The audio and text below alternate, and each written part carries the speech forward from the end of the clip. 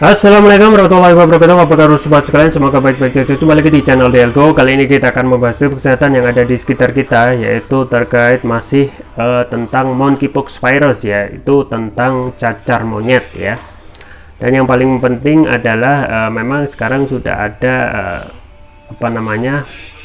pasien pertama gitu ya, dan ini yang terdeteksi ya. Kemungkinan yang tidak terdeteksi ya banyak ya, karena kalau kita melihat perjalanan orang arus lalu lintas manusia di perjalanan luar negeri itu sangat banyak sekali gitu ya. Dan kemungkinan ya tidak semua orang yang terkena itu bisa langsung tahu apakah itu benar-benar monkeypox virus atau cacar monyet atau cuma penyakit biasa gitu ya, yang bisa hilang dengan diagnosis sendiri. Nah, yang paling patut dikhawatirkan adalah kalau kita hidup di lingkungan yang banyak orang gitu ya. Kemungkinan kalau kita tidak bisa menjaga diri itu bisa tertular ke anggota atau kerabat yang lain ya. Nah, oleh karena itu perlu adanya hal penting yang harus dilakukan saat kena cacar monyet ya. Di video sebelumnya sudah dijelaskan ya bahwasanya ciri-ciri itu apa saja gitu ya, dan memang yang paling sering gitu ya masih terkait kondisi tubuh yang melemah, yaitu demam gitu ya. Ciri-ciri ketika kena cacar monyet pertama dari demam, kemudian kepala pusing ya, kemudian 1 sampai 3 hari setelah demam itu muncul ruam yang kemudian pecah, itu menyerang di wajah dan anggota badan lainnya ya. Tetapi memang kalau kita bisa mengistirahatkan diri itu bisa sekitar 3 minggu atau 4 minggu ya, atau 1 bulan ya kurang lebih, sebenarnya bisa sembuh sendiri gitu ya. Tetapi yang menjadi permasalahan adalah penyakit ini adalah penyakit menular yang kalau kita tidak bisa hati-hati ya bisa menjadi pandemi gitu ya, karena kita ketahui ya ini sudah ditemukan di 75 negara sejak diumumkan kemunculannya pada Mei lalu ya.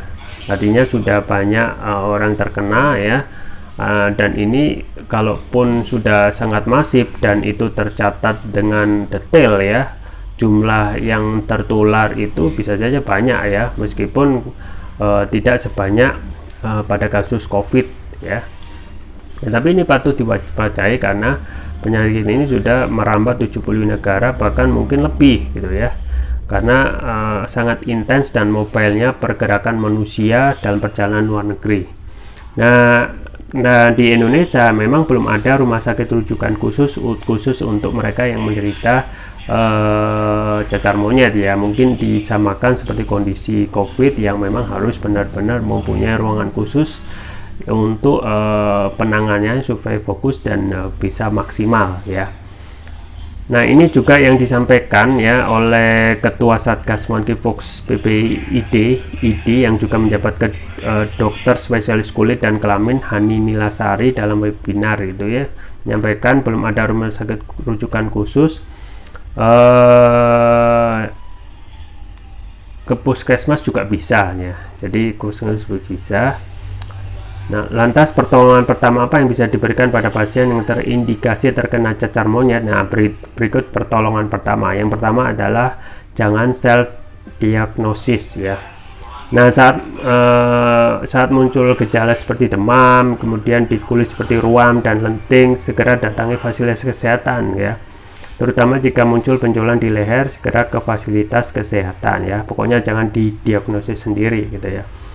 Jadi muncul demam, sakit kepala ya yang tidak biasa itu ya, bisa saja ini gejala ringan ya, yang nanti bisa sembuh sendiri, atau mungkin gejala tipes ya. Tetapi bisa saja karena monkeypox virus atau cacar monyet itu sudah masuk, bisa saja itu cacar monyet. Maka memang tidak boleh mendiagnosis sendiri ya, langsung datangi puskesmas untuk didiagnosis ya, ini sebenarnya demam apa. Yang kedua adalah segera lakukan tracing kontak ya. Saat terpapar ya, segera lakukan tracing kontak, terutama kontak erat. Hubungi semua kolega keluarga yang telah bertemu dan melakukan kontak fisik minimal dalam 1 pekan terakhir ya. Ini penting ya, karena jangan sampai ya apa namanya monkeypox virus itu ya, kalau memang benar terserang monkeypox virus ya, kalau kita harus ketahui seminggu terakhir itu siapa saja ya, kemungkinan kalau ini monkeypox virus bisa saja ya ini akan tertular ya, akan menjadi berkali-kali lipat seperti domino atau seperti COVID yang sebelumnya ya. Yang ketiga adalah jangan takut dengan pandangan orang ya. Ya memang cacar monyet itu diidentikan dengan penyakit yang banyak menyerang kelompok G atau LGBT ya. Padahal penyakit ini bisa menyerang siapa saja yang memang melakukan kontak erat dengan pasien lain. Artinya kalau orang-orang yang sering kena itu LGBT ya, dan itu penyakit yang menular, orang biasa juga tertular gitu ya, akibat dari kemungkinan ya apa namanya bisa saja orang akibat dari perilaku menyimpang LGBT ini ya, mereka yang sakit kemudian menularkan yang lain yang tidak melakukan LGBT. Nah ini yang lebih parahnya lagi ya. Nah memang tidak ada yang disampaikan bahwasanya tidak ada diskriminatif ya di lingkungan kesehatan. Adalah yang disampaikan adalah peduli dan mengobati. Dan yang terakhir ya tentu saja adalah jaga imunitas. Nah imunitas ini penting ya supaya kita tidak cepat sakit ya. Perketat imunitas tubuh dengan teratur mengkonsumsi makanan bergizi, banyak minum air mineral ya. Ya kalau minum, dan ini ya bisa sembuh sendiri sebenarnya, tergantung dari kita ingin cepat sembuh ya dengan istirahat cukup ya.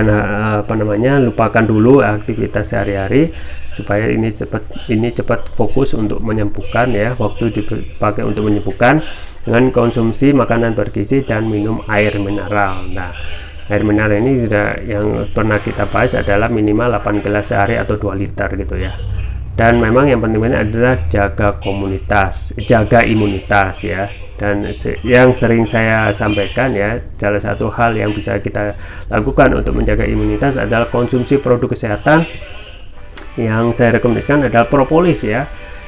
Jadi produk turunan reba yaitu selain madu adalah propolis, dan propolis yang saya rekomendasikan adalah TPR atau Turkish Propolis Turkiya ya.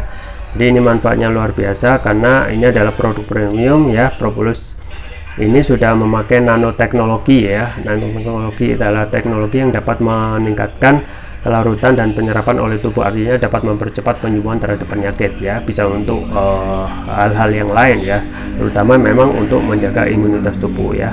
Kemudian manfaat TPR atau Turkish Propolis Turkiya ini antara apa saja ya, antara lain dapat mengatasi penyakit non medis ya, kolesterol, kekebalan tubuh ya, diabetes, stroke ya, kemudian MAH, kanker ya, ginjal, jantung, sinusitis, paru-paru, demam dan lain sebagainya gitu ya. Dan memang ini adalah apa namanya sabu jagat ya, produk kesehatan propolis ini adalah produk sabu jagat yang dapat mengatasi berbagai macam penyakit ya, karena kita ketahui ini adalah produk turunan madu ya, produk turunan lebah selain madu, otomatis juga manfaatnya sangat luar biasa. Kemudian sekalian saya juga rekomendasikan yaitu untuk nutrisi otak yaitu TPR Brain ya. Namanya juga brain berarti otak ya, maksudnya manfaatnya adalah memberikan nutrisi pada otak, kemudian dapat meningkatkan konsentrasi, membantu pemulihan stroke ya, membantu proses pertumbuhan pada anak dan remaja, kemudian dapat meningkatkan stamina ya, mengatasi gangguan migrain, vertigo, sakit kepala, stres, kepala pening, meningkatkan kecerdasan pada anak dan remaja sekaligus memudahkan mereka menghafal pelajaran. Kemudian juga dapat menutrisi otak orang dewasa yang suka lupa atau pikun ya. Kemudian keunggulan dari TPR ini ya, TPR Turkish Propolis Turkiya ini adalah sudah mendapatkan sertifikat halal dari MUI, sertifikat dari BPOM, sertifikat dari INEA, International Nano Entrepreneur Association. Penggunaannya mudah, tinggal meneteskan TPR ini sesuai berat badan tubuh. Misalkan berat badan tubuh 60 kg berarti 6 tetes, dikonsumsi 2 kali pagi dan malam. Untuk terapi berat bisa 3 kali pagi, siang dan malam ya. Jangan lupa untuk selalu menjaga kesehatan tubuh. Imunitas tubuh di kondisi sekarang yang tidak menentu ya, terutama cacar monyet ya yang sudah masuk di Indonesia ini, kita harus waspada ya dengan melakukan pola hidup sehat dan juga pola hidup sehat dan juga tentu saja terus konsumsi produk kesehatan TPR ya. Jangan lupa untuk konsumsi TPR, link pembelian ada di deskripsi atau bisa kunjungi toko online kami di Elgo, di Tokopedia atau Shopee. Itu saja yang bisa saya sampaikan, semoga bermanfaat. Jangan lupa like, share, dan subscribe. Sampai jumpa lagi. Wassalamualaikum warahmatullahi wabarakatuh.